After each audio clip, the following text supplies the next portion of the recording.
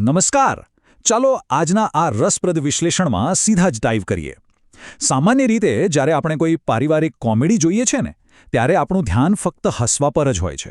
પણ આજે આપણે એક એવી કથાના મૂળમાં જઈશું જે દેખીતી રીતે તો માત્ર રાંધવાના વાસણોની ખરીદી વિશે છે, પણ વાસ્તવમાં તે પારિવારિક ઘર્ષણ, અવિશ્વાસ અને સામાજિક સન્માનની એક ખૂબ જ જટિલ અને રસપ્રદ જાળ ખોલીને મૂકી દે છે. ચાલો આ અનોખા પ્લોટને ડીકોડ કરીએ.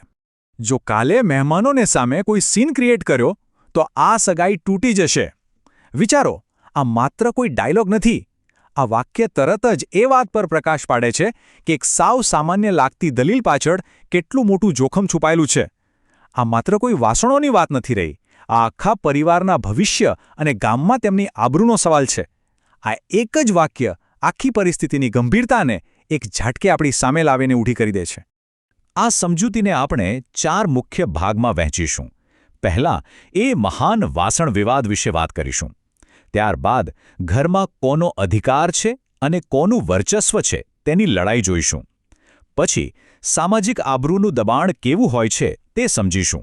અને અંતે આ બધાની પાછળ રહેલી કડવાશ અને ભાવનાત્મક અસરની ચર્ચા કરીશું. તો શરૂઆત કરીએ પહેલા ભાગથી, ધ ગ્રેટ યુટેન્સિલ કોન્ફ્લિક્ટ, એટલે કે મહાન વાસણ વિવાદ. અને ઘરમાં સામાન્ય વસ્તુઓ પર કેવી રીતે અવિશ્વાસ ઊભો થાય છે એનું એક હાસ્યાસ્પદ ઉદાહરણ. અહીં સંવાદનો કેવો અભાવ અને ગેરસમજ સર્જાય છે તે ખરેખર જોવા જેવું છે. જરા વિચારો, એક નાનકડી ભૂલ કેવી રીતે મોટો વિસ્ફોટ સર્જે છે. મૂળ પ્લાન એવો હતો કે વાસણો પર બંને મૃતક પિતાઓ કાતરાઈ અને તેતરાઈના નામ લખવા, જેથી બંને પરિવારો વચ્ચે સમાનતા જળવાઈ રહે. એકદમ વ્યાજબી વાત છે, ખરું ને? પરંતુ દુકાનદારને બરાબર સંભળાતું નહોતું અને બજારમાં ભારે ઘોંઘાટ હતું. પરિણામે ભૂલથી બંને વાસણો પર માત્ર તેતરાઈ લખાઈ ગયું. બસ આ ભૂલ બહાર આવતાની સાથે જ એકબીજા પર પક્ષપાત અને ચાલાકી કરવાના આક્ષેપોનો મારો શરૂ થઈ જાય છે. હવે આ ગુસ્સો માત્ર નામ ખોટું લખાયું એટલે નહોતો. આ વાસણો ખરીદવા પાછળની યાતના જરા સમજીએ. કુલ ખર્ચ 40,000 રૂપિયા જેટલો મોટો હતો. તેમાંય સરકારે રેડ એલર્ટ જાહેર કર્યું હોય એવી કાળઝાળ ગરમી અને રિક્ષા ન મળવાને કારણે આ ભારેખમ વાસણો પગપાળા ઊંચકીને લાવવા પડ્યા. ભીડભાડવાળી દુકાનમાં ભૂલ થઈ તે અલગ.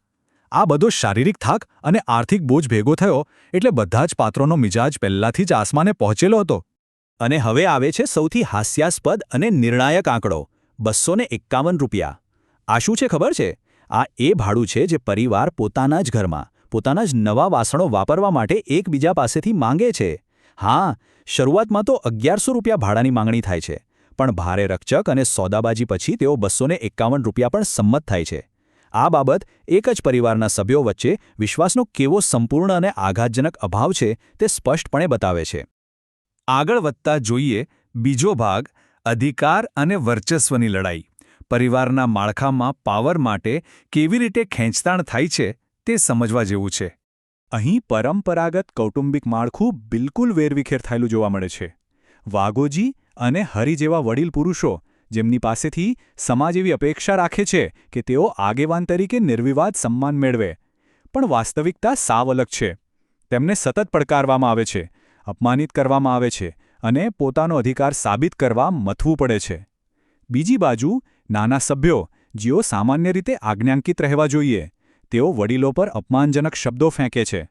તેઓએ આર્થિક યોગદાન આપ્યું હોવાથી સમાન અધિકારની આક્રમક માંગ કરે છે અને પીછેહટ કરવા બિલકુલ તૈયાર નથી. આખી પરિસ્થિતિ કેવી રીતે ઝડપથી વણસે છે તેના પર નજર કરીએ. માત્ર વાસણ ક્યાં મૂકવા અને ભાડાની સામાન્ય દલીલમાંથી વાત સીધી ગંભીર અપમાનો પર પહોંચી જાય છે. એકબીજાને ભિખારી કે દારૂડિયો કહેવા લાગે છે અને વાત ત્યાંથી પણ આગળ વધીને શારીરિક હિંસા, ધમકીઓ અને વડીલને થપ્પડ મારવા સુધી પહોંચી જાય છે. આ વર્તન સાબિત કરે છે કે તેમની વચ્ચે હવે કોઈ જ સન્માન બચ્યું નથી.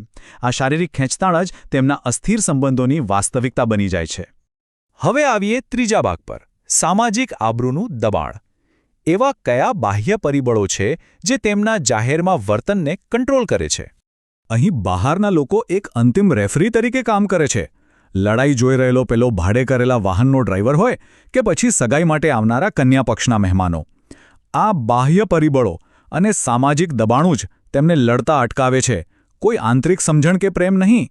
તેમને સૌથી મોટો ડર એ છે કે જો ગામમાં આ આંતરિક ઝઘડાની વાત ફેલાઈ જશે તો સમાજમાં આબરૂના ધજાગરા ઉડશે અને છેવટે દીકરાની સગાઈ તૂટી જશે.